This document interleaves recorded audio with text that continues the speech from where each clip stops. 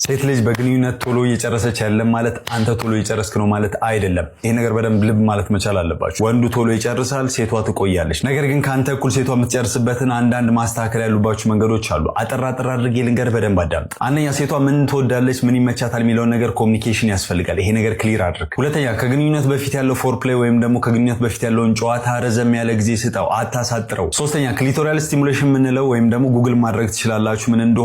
ያንን ነገር በደንብ ተደጋጋሚ የምታደርገው ከሆነ ሴቷ የእርካታ ጣራ ላይ እንድትደርስ ይረዳታል። አራተኛ፣ ግንኙነቱ የተጨናነቀ ወይም ውጥረት የበዛበት አታድርገው። ሪላክስድ የሆነ ኮምፎርታብል በሆነ መልኩ ነው ግንኙነት መደረግ ያለበት። አምስተኛ፣ ግንኙነቱ ቶሎ ልጨርስ ይችላል ወይም ደግሞ ላትደሰትልኝ ትችላለች እያልክ አትጨነቅ። ዋናው ግንኙነቱ ኤክስፒሪየንሱን ፊል ማድረግ እንጂ ጨረሰች አልጨረሰች እያልክ የምትጨናነቅ ከሆነ ኦብቪየስሊ ቶሎ ትጨርሳለህ። ስለዚህ ይሄን ነገር ጥንቃቄ አድርግ። ስድስተኛ፣ አንዳንድ ሴቶች ብልት አካባቢ ላይ በቂ የሆነ ፈሳሽ ላይወጣላቸው ይችላል። ይሄ ምቾት ይነሳቸዋል፣ ይሄም እንዳይደሰቱ ያደርጋቸዋል። ስለዚህ በግንኙነት ጊዜ መጠቀም የምትችሏቸው ማለስለሻዎች አሉ። ቫጃይናል ሉብሪካንት ምንላቸው፣ ወተር ቤዝድ አለ፣ ኦይል ቤዝድ ምንላቸው አሉ። እነሱን ከፋርማሲ ገዝተህ መጠቀም ትችላለህ። 8 ግንኙነቱን ስራ አታድርገው። የራሱ የቻለ ጊዜ መስጠት መቻል አለብህ። ረዘም ያለ ጊዜ የምትሰጠው ከሆነና ማትጨናነቅበት ከሆነ ሴቷ የመደሰት እድሏ ከፍተኛ ነው። ስለዚህ ላይ ጥንቃቄ አድርግ። በመጨረሻም ጤናማ የሆነ ግንኙነት እንዲኖራችሁ ጤናማ የሆነ ህይወት ያስፈልጋችኋል። በቂ ስፖርት መስራት፣ በቂ እንቅልፍ መተኛት፣ ጭንቀትን መቀነስ፣ አልኮል፣ ሲጋራ፣ ጫት የመሳሰሉትን ነገሮች ማስወገድ ይኖርባችኋል። ስለዚህ እነዚህ ነገሮች በተደጋጋሚና በበቂ ሁኔታ የምታደርጉ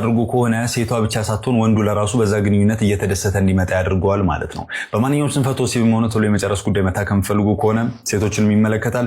ባይለ ስልክ አለ፣ ደውላችሁ ቀጠሮ ማስያዝ ትችላላችሁ። መልካም ቀን። ቶሎ የመጨረስ ችግር ኖሮባቸው ነገር ግን ሕክምና ማያስፈልጋቸው ወንዶች አሉ። እነኚህ እነማን እንደሆኑ ልንገራችሁ። በተለይ ደግሞ አብዛኞቻችሁ ከሚስታችሁ ተደብቃችሁ መታችሁ ነው የምትታከሙትና ይሄ ነገር ክሊር የሆነ ኮሚኒኬሽን ስለሚያስፈልግ በደንብ አዳምጡኝ። እሺ፣ አንድ ሰው ቶሎ መጨረስ አለበት ተብሎ ሕክምና የሚያስፈልገው ራሱን የቻለ ክራይቴሪያ አለው። ከነኛ ክራይቴሪያዎች መሃል ዋነኛው በሪሌሽንሺፕ ወይም ደግሞ በግንኙነቱ ላይ ዲስትረስ ወይም ደግሞ ጫና ፈጥሮበታል፣ ከባለቤቱ ጋር ግጭት ውስጥ እየከተተው ነው፣ ይሄ ነገር ጭንቀት ውስጥ እየከተተው ነው የሚለው ነገር ይካተትበታል። ይሄም ወሳኝ የሆነ መስፈርት ነው። ታዲያ አንዳንድ ወንዶች ከግንኙነት በፊት ያለውን ጨዋታ ረዥም ሰዓት በመስጠት ባለቤታቸውን ወይም ደግሞ ጓደኛቸውን በግንኙነቱ ደስተኛ እንድትሆን በማድረግ ነገር ግን በአጭር ደቂቃ ለራሱ ቢጨርሱና እሷም በግንኙነቱ ጤናማ የሆነ ደስተኛ የሆነ ቅርር የሚያገኙ ከሆነ ወይም ደግሞ እርካታ የሚያገኙ ከሆነ የዚህን ጊዜ ሕክምና አያስፈልጋቸውም። ነገር ግን ችግሩ በግንኙነቱ ሴቷ ደስተኛ ናት ብላችሁ ብትጠይቁ ለራሱ አብዛኛው ጊዜ ፌክ ያደርጋሉ።